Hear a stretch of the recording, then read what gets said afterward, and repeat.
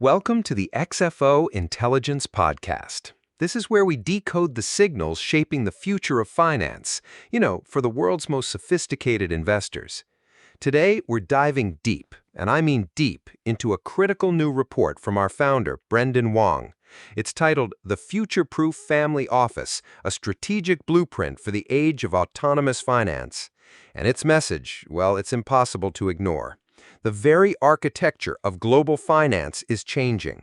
So for family offices, this means the time to evolve from just being passive capital allocators to becoming strategic technology orchestrators is now.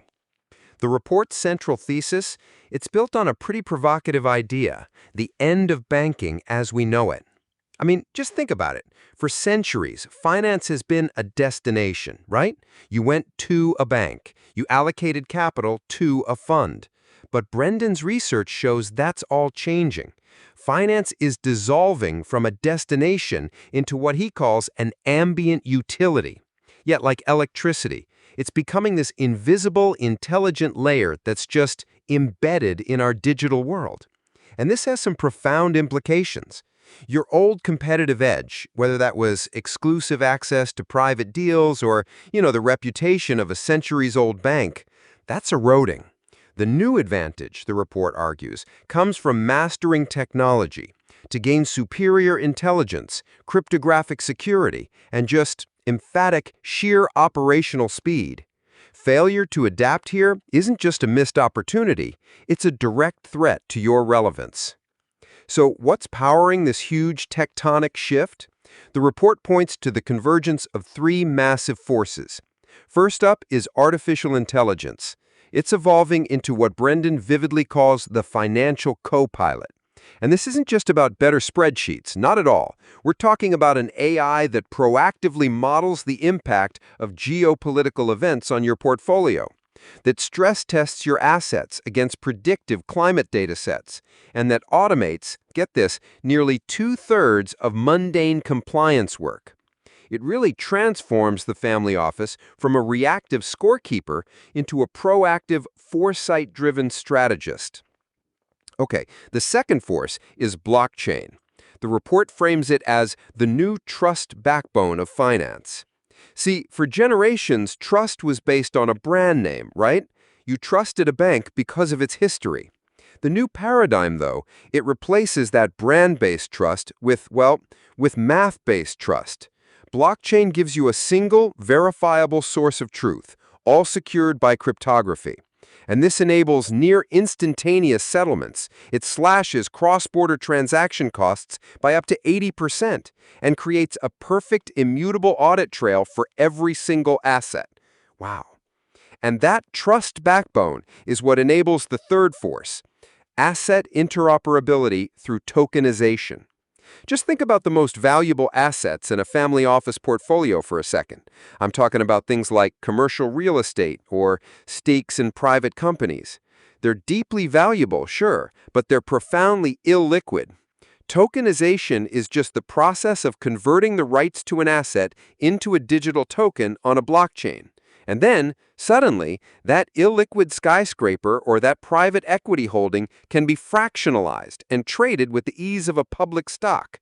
It unlocks liquidity and it opens the door to a 24/7 global market. It's a game changer. But if you think this is all just a story about machines, you'd be missing the most critical catalyst in all this, and that is the generational imperative. Leaning in, Brendan's research notes that with 36% of Asian businesses alone transitioning to a new generation of digital native heirs, well, the demand for digital-first financial experiences is just no longer optional. This generation, they expect seamless interfaces, they understand and they want exposure to digital assets, and they demand verifiable proof of ESG impact. The family office of the future? It must be the bridge between that analog past and this digital future. Pragmatically, so how does a family office actually do this? The report gives a brilliant strategic blueprint, and it's built on 4 actionable pillars. Pillar 1, become an AI-powered intelligence hub. You have to move beyond historical reporting and embrace anticipatory strategy. Pillar 2, Engineer verifiable cryptographic trust. This is all about shifting your security model from relying on institutional reputations to implementing what the report calls physics-based security. Think unbreakable mathematical proof, delivering unbreachable security and demonstrable integrity. Pillar 3. Pursue asset interoperability via tokenization.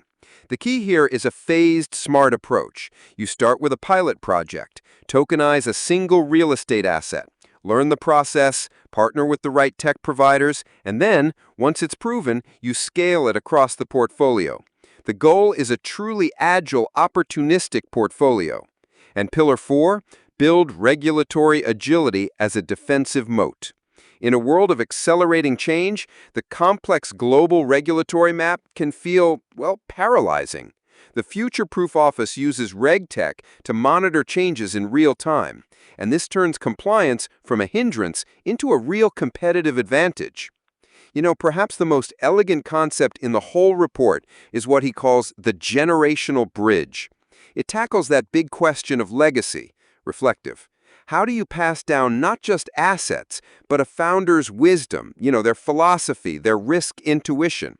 The blueprint suggests using AI to codify that wisdom into a kind of digital mentor for heirs. At the same time, you give the next generation what they want, secure access to digital asset platforms, but you do it within the family's trusted framework. It's just a powerful strategy that preserves wisdom while enabling innovation. The report concludes with a clear, pragmatic roadmap. It's broken into 3 phases over 36 months: assess and educate, pilot and partner, and finally, scale and integrate. It makes this monumental transformation feel manageable, The ultimate takeaway is a call to action. It really is. The era of the passive family office is definitively over. The coming decade belongs to the strategic orchestrator, the family office that consciously designs and directs its own ecosystem of trust, intelligence, and capital. The families who succeed will be those who orchestrate a legacy that is not just preserved, but amplified by the most powerful tools ever created. Now here's a question for you to think about. If you were to tokenize just one asset in your portfolio tomorrow to begin this journey, what would it be and why?